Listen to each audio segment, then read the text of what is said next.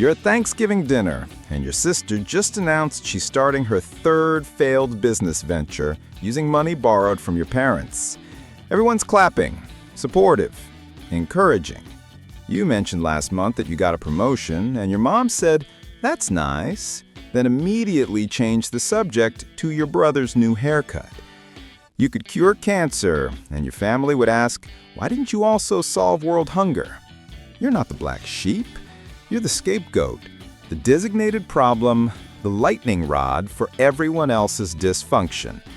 And you've been playing this role so long you forgot it was assigned to you, not earned. It's Tuesday morning. You're getting ready for work when your phone rings. It's your mom at 7:43 a.m. on a weekday. This is never about something good. Normal families text. Your family calls before 8 a.m. when they need someone to blame for something. You answer because not answering creates a bigger problem than answering. "Hey, Mom, I'm actually heading out the door. Your brother's upset. He says you didn't congratulate him on his new apartment." Your brother got evicted from his last apartment for not paying rent for 4 months. This new apartment is actually your parents' basement. You didn't congratulate him because nobody told you. You found out via his Instagram story where he's posing with a beer in what is clearly your childhood bedroom. "I didn't know he moved," you say, keeping your voice level because showing any emotion will be used as evidence that you're always so defensive. "He shouldn't have to announce everything. You're his sister. You should check in more." You checked in 2 weeks ago. He didn't respond. But that doesn't matter because in the family scapegoat economy, your efforts don't count as currency. Only your failures do. You get to work. Your coworker, Amanda, asks how you're doing. You make the mistake of telling the truth. "Family stuff. My brother's mad I didn't congratulate him on moving into my parents' basement." Amanda laughs. She thinks you're joking.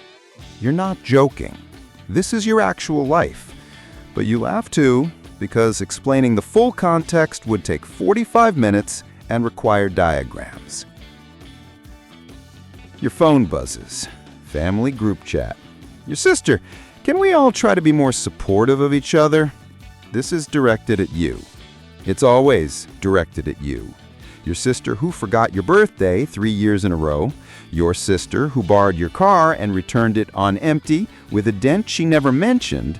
But you're the unsupportive one. You type, "I didn't know about the move. Nobody told me." You delete it. Too defensive. You type, "Congrats to him." You send it. Safe. Neutral. The emotional Switzerland you've been forced to become. Your mom responds immediately. "See, was that so hard?" Yes, actually, it was. It was hard to congratulate a 34-year-old man for moving into his parents' basement after being evicted. It was hard to perform enthusiasm for dysfunction. But you did it anyway because you've learned that your feelings don't matter. Only everyone else's perception of your feelings matters. Your dad chimes in. "Family is everything. We need to stick together." This from the man who didn't speak to you for 6 months after you set a boundary about loaning money to your brother. But now, family is everything. Now we need to stick together. Funny how family only matters when they need something from you or need someone to blame. Email notification. It's your therapist's office. Reminder, appointment Thursday at 6 p.m. You've been seeing Dr. Chen for 8 months. She specializes in family trauma. Week 1, she asked you to describe your family dynamic. You talked for 55 minutes straight without pausing.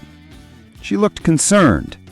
She said codependency and scapegoat syndrome and enmeshment. You nodded like you understood, but really you were just relieved someone had words for the thing you'd been living. Your brother texts you directly. "Thanks for the congrats, but it felt forced." It was forced. You forced yourself to be nice about something ridiculous. But now you're the bad guy for not being genuine enough in your forced niceness. The goalposts don't just move in your family, they teleport. They exist in another dimension where logic doesn't apply. You're trying to work on a presentation, but your brain is doing that thing where it replays every family interaction from the past 15 years, searching for the moment you became the problem. Was it when you went to college, when you got therapy, when you stopped pretending everything was fine?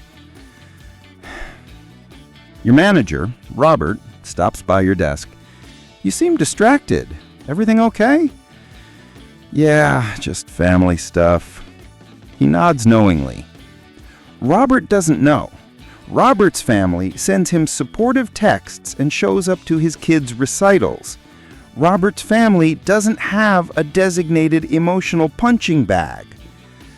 But you appreciate the concern, even if it's based on a completely different understanding of what family stuff means.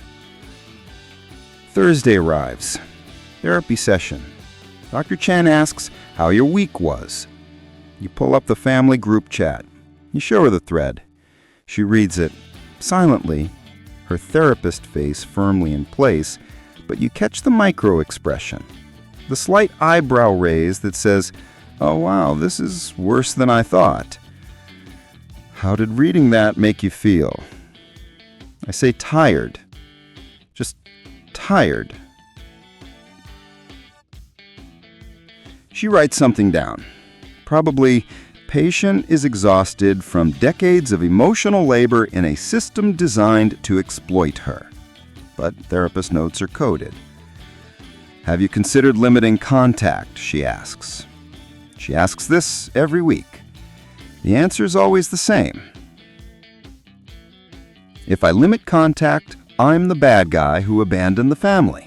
If I stay in contact, I'm the bad guy who isn't doing enough. Either way, I'm the bad guy. That's the scapegoat trap, she says. The role requires you to accept blame regardless of your actions. You know this intellectually, but knowing it and breaking free from it are different things. It's like knowing quicksand is just sand and water, but still sinking anyway. Your phone buzzes. Your mom. Dinner Sunday. Everyone's coming. Be there at 5. Not a question, a command, phrased as an invitation but delivered as an obligation. You have plans Sunday. You're going to finally finish that book you've been reading for 6 months, maybe take yourself to brunch, exist without performing for anyone. But if you say no, you'll spend the next week fielding calls about how you're pulling away and acting different and too good for family time. You text back, "I'll be there." Dr. Chen watches you type. You just agreed to something you don't want to do. I know. Why? Because saying no costs more than saying yes. She tilts her head. That therapist move that means, let's unpack that. But there's no time to unpack. The session's almost over. You've got 30 years of scapegoating to unpack, and 55 minutes a week isn't enough. Saturday night, you're preparing mentally for Sunday dinner. It's like preparing for battle. You rehearse neutral responses, you plan exit strategies. You remind yourself not to bring up anything real because real things become ammunition. Sunday, 4:52 p.m. You arrive at your parents' house 8 minutes early because arriving late means you're disrespectful, but arriving too early means you're trying too hard. You've calculated the exact acceptable arrival window, 4:50 to 5:05 p.m. Your brother's car is already there, your sister's too. You walk in. Everyone's laughing about something. The laughter stops when you enter. Not dramatically, just stops. Like your presence is a commercial break in their regularly scheduled programming. "Hey," you say. Neutral, safe. "You're early," your mom says. It sounds like an accusation. Traffic was better than expected. You sit down. Your sister's talking about her new business idea. It's a subscription box for crystals. She's explaining the market research she definitely didn't do. Everyone's nodding, engaged. Your dad's asking questions, your mom's already planning to invest. You remember when you started your business 3 years ago, the one that's actually profitable? Your mom asked why you were wasting time on side projects instead of focusing on your real job. Your sister's on business idea number 7, and she's a visionary entrepreneur. You're on business success number 1, and you're irresponsible. Dinner starts. Your brother mentions he's thinking about going back to school.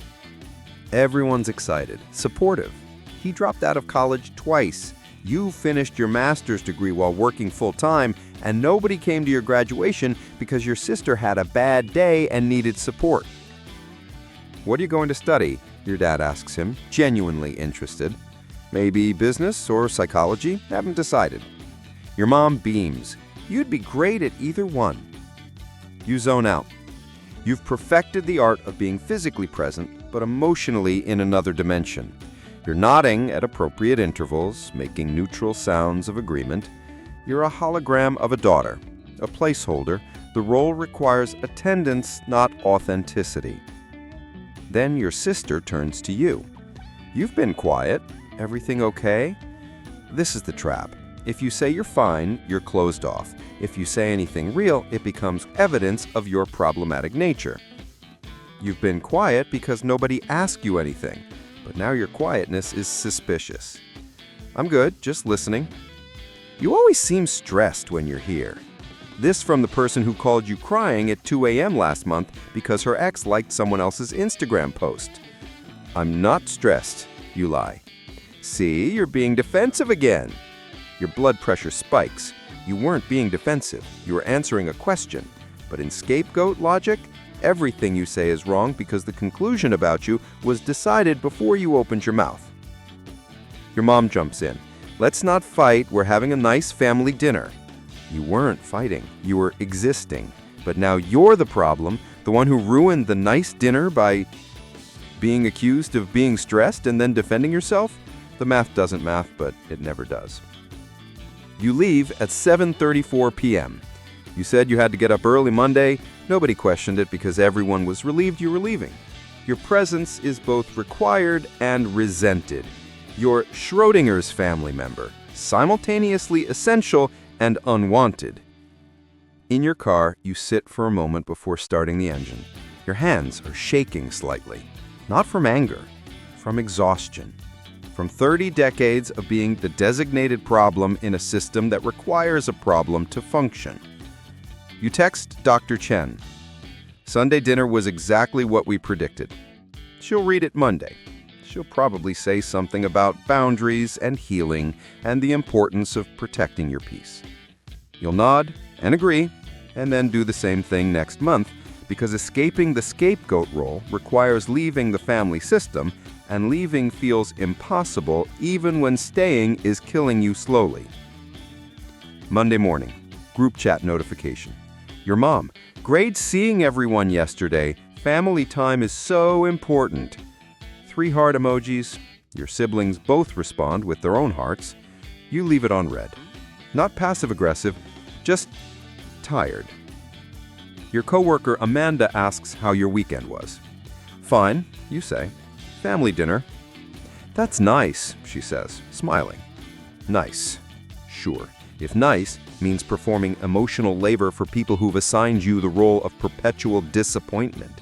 If nice means being simultaneously invisible and hypervisible. If nice means knowing that 30 years from now, you'll still be the scapegoat unless you do the hardest thing imaginable, walk away from people who need you to be the problem so they don't have to look at their own. You open your laptop. You have actual work to do.